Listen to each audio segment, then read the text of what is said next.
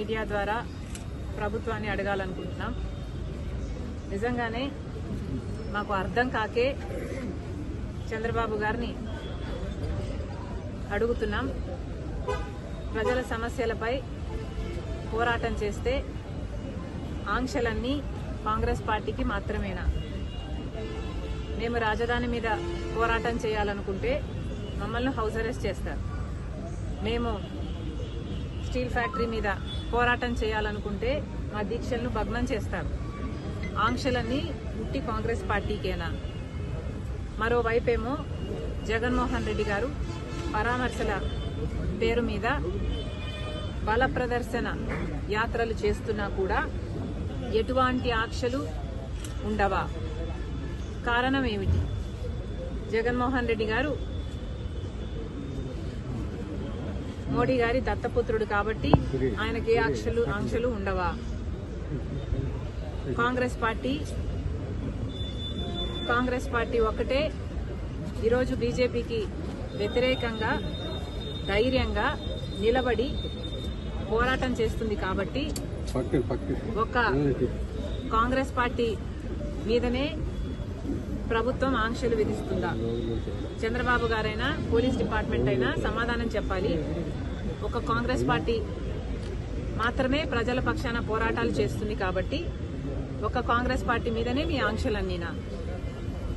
ఇంకోవైపు జగన్మోహన్ రెడ్డి గారు పరామర్శల పేరు మీద బల ప్రదర్శన యాత్రలు చేస్తున్నా కూడా జగన్మోహన్ రెడ్డి గారి మీద ఏ ఆంక్షలు ఎందుకు లేవు?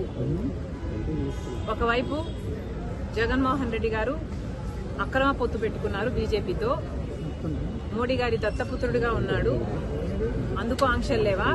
లేకపోతే జగన్మోహన్ రెడ్డి గారి దగ్గర డబ్బులున్నాయి కాబట్టి బల ప్రదర్శన చేయడానికి జనాన్ని పోగు చేయగలడు కాబట్టి, లేదా పోలీసులను కొనుక్కోగలడు కాబట్టి జగన్మోహన్ రెడ్డి గారి మీద ఏ ఆంక్షలు లేవా? ప్రభుత్వం సమాధానం చెప్పాలి. చంద్రబాబు గారు సమాధానం చెప్పాలి. ఈరోజు నిన్న ఇద్దరు చనిపోవడం జరిగింది. మరి దానికి బాధ్యులు ఎవరు? పోలీసులు 100 మందితో జగన్మోహన్ రెడ్డి గారికి అనుమతి ఇస్తే వేలల్లో 1000కి పైగానే జనం వచ్చారు. మరి పోలీస్ డిపార్ట్మెంట్ ఇంటెలిజెన్స్ ద్వారా మీకు తెలియలేదా? జగన్మోహన్ రెడ్డి గారు వచ్చిన తర్వాత ఈ జనం వచ్చారా? జనం అక్కడే ముందు నుంచే ఉంటే పోలీస్ డిపార్ట్మెంట్కు అక్కడే ఉండి అది గమనించుంటే మరి జగన్మోహన్ రెడ్డి గారు అక్కడికి రాకముందే ఎందుకు ఆపలేదు? కాంగ్రెస్ పార్టీకి మాత్రమే హౌస్ అరెస్టులు చేస్తారా? జగన్మోహన్ రెడ్డి గారికి ఏ ఆంక్షలు ఉండవా? బీజేపీ దత్తపుత్రుడు కాబట్టి, మోడీ గారి దత్తపుత్రుడు కాబట్టి, తెర వెనకాల పొత్తు పెట్టుకున్నాడు కాబట్టి, అక్రమ పొత్తు ఉంది కాబట్టి జగన్మోహన్ రెడ్డి గారికి ఏం చేసినా చెల్లుతుందా? ఇద్దరి ప్రాణాలు తీసినా చెల్లుతుందా? ఏం సమాధానం చెప్తారు? జగన్మోహన్ రెడ్డి గారు ఏం సమాధానం చెప్తారు? చంద్రబాబు గారు ఏం సమాధానం చెప్తారు? పోలీస్ డిపార్ట్మెంట్ ఏం సమాధానం చెప్తారు? జగన్మోహన్ రెడ్డి గారిని కూడా కాంగ్రెస్ పార్టీ సూటిగా ప్రశ్నిస్తుంది.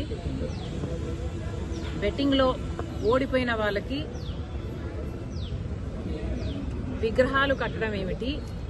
వాటికి ఒక పార్టీ అధినేతగా జగన్మోహన్ రెడ్డి గారు వెళ్లటం ఏమిటి? సమాజం ఎటుపోతుంది? ఎటు తీసుకువెళ్తున్నారు? ఒక నాయకుడిగా జగన్మోహన్ రెడ్డి గారు ఏం చేయాలి? ప్రజల సమస్యల మీద పోరాటం చేయాలి.